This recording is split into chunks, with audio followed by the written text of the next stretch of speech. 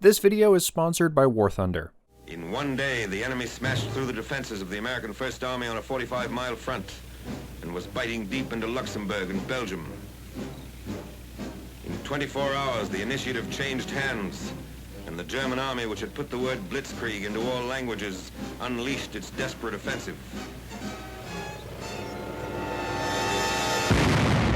During World War II, American tankers faced off against a variety of German tanks, many of which outmatched their vehicles in both armor and firepower. Although by the end of the war, heavy tanks like the M26 Pershing and so-called assault tanks like the Sherman Jumbo did begin to even the playing field, this disparity did not go unnoticed by the higher-ups in the Army ground forces. Combining aspects of the two tanks just mentioned, development of a new heavily armored tank would begin in late 1944. Today, we will explore the story of this tank, which you may know as the T32.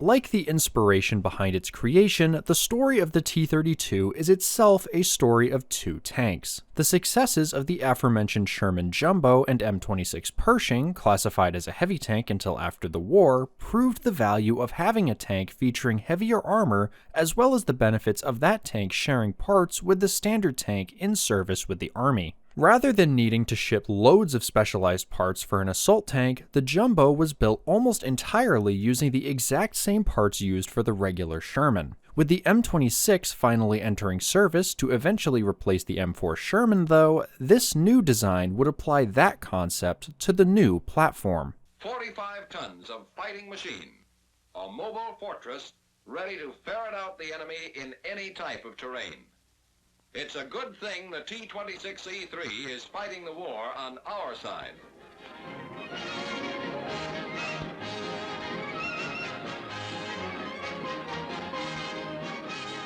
The first attempt at this idea would come in the form of the T26E5, which was pretty much just a Pershing Jumbo. This took the frontal armor from 4 inches, 101.6 millimeters on the hull and turret, to 6 inches, 152.4 millimeters for the upper plate, 4 inches on the lower plate, and 7.5 inches, 190.5 millimeters of armor on the turret front. The casting for the gun mantlet would be even thicker at 11 inches, 279.4 millimeters, with the rear of the turret increased to 5 inches, 127 millimeters as a counterweight for the increased frontal weight. The only other alterations from the original Pershing would be a lowered gear ratio due to the added weight, and some small changes such as the size of the escape hatches to allow for clearance with the thicker hull plate, and adjustments to the shape of the lower gun mantlet to prevent shot traps into the hull roof. Production of these would begin 1 month after the end of the war in Europe, with a total of 27 being built by Chrysler.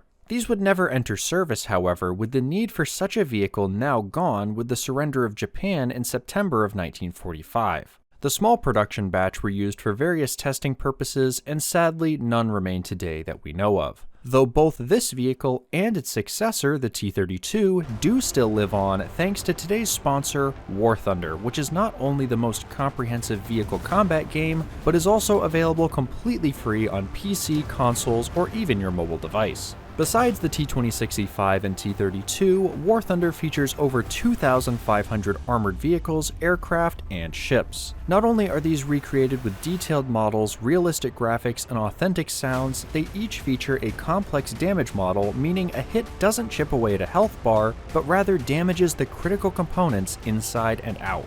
Join the over 95 million players already playing today using my links below and start your journey towards the T26E5 and T32, or pick one of the 10 other major nations in the game on PC, PlayStation, Xbox, and mobile.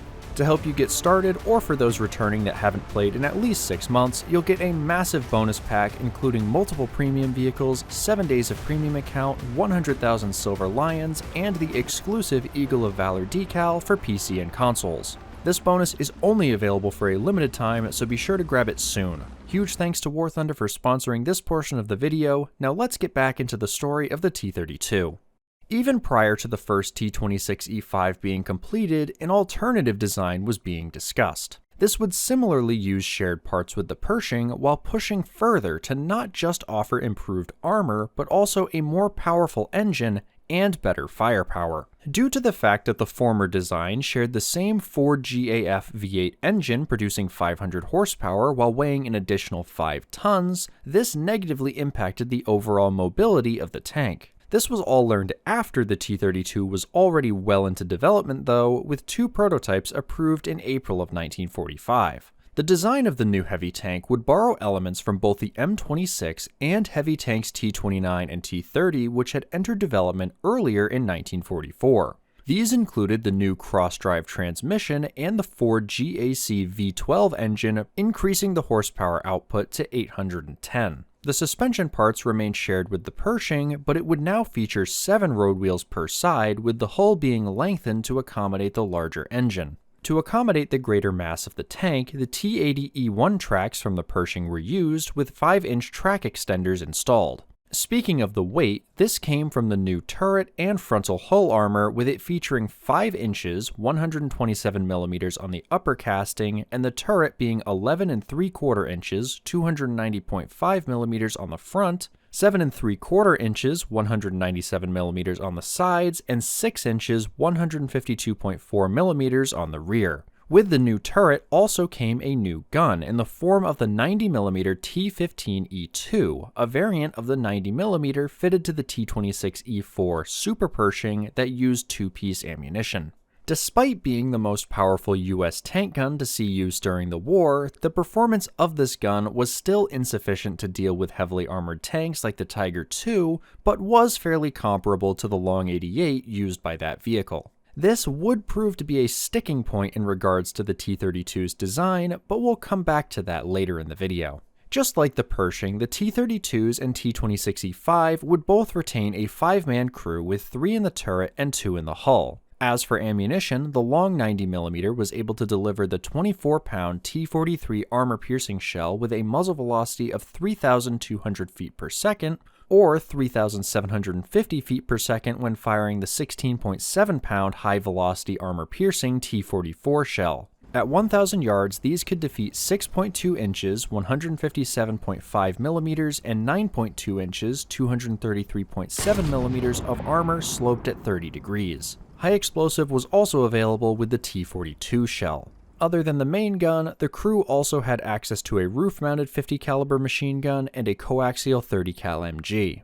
As for the other characteristics of the tank, it was capable of a max speed of 22 miles per hour, 35.4 kilometers per hour, and weighed in at 120,000 pounds or 60 tons. This made it lighter than the other US heavies under development at that time. 2 slightly different variants of the T-32 would be produced as prototypes, with a total of 4 tanks being ordered. The first 2 of these would feature a frontal casting similar in shape to the Pershing, but sloped at 54 degrees, slightly more than the 46 degrees of the M26 and T26E5. It would also retain the 30 caliber Hull machine gun controlled by the assistant driver. The second version of the tank, designated Heavy Tank T32E1, would instead utilize rolled steel armor with the Hull machine gun removed. Thanks to the stronger properties of rolled armor compared to cast armor, this would make the frontal armor even stronger, as well as removing the weak spot created by the Hull machine gun. It also makes the tank hull look a bit more like the later M60 from the front. In many ways, the T-32 and T-32E1 were truly the American King Tigers, offering fairly comparable firepower and armor protection. Unfortunately for these heavies, though, any hopes of being accepted into service disappeared with the end of the war. The first 2 prototypes for the T-32 were completed in January and April of 1946, followed by the T-32E1s completed in May and June. Problems began to appear relatively quickly with the new cross-drive transmission, which is unsurprising given these were actually the first tanks to ever be fitted with them. While the end had already been written for the stories of these and other US heavies intended for the battlefields of World War II, these would still serve a valuable purpose, leading to the development of the CD850 transmission and AV1790 engine used in the M48 and M60. The question remains, though, what exactly doomed these tanks to never get past the prototype stage? Sure, problems with a new transmission design aren't great, but they aren't exactly the final nail in the coffin. The simple answer is what I already mentioned. The war was over, and these heavy tanks were no longer high priority for production. There is more to this, however, as is clearly shown by the US later adopting the M103, proving heavy tanks were still something desired by the military. Multiple factors contributed to this, such as the fact the T-32 was more of a quick response to the performance of tanks in Europe, while other heavies were under development. Volume 1 on the development of armored vehicles produced by Army Ground Forces in 1947 even describes the T-32 as a modification of the M26 rather than a new heavy tank design. The 90mm was another factor to consider since, despite being more powerful than other tank guns which saw service, tanks such as the T29, T30, and later the T34 could carry significantly more powerful guns. If the long 90mm and even some of the larger guns like the 105mm were unable to reliably go through the upper plate of the King Tiger, the use of this gun in a potential war with the Soviets and their new heavies would fall short of the needed performance. With new development kicking off as early as the 2nd of January 1945 for a heavy tank program which would eventually birth the M103, requirements quickly outgrew what the T-32 could offer. These tanks would not go to waste though, and as previously mentioned, helped in development of new tank technologies. Sources do not tell us what the final fate of these vehicles was, but likely similar to the T26E5, these were used as range targets before eventually being scrapped.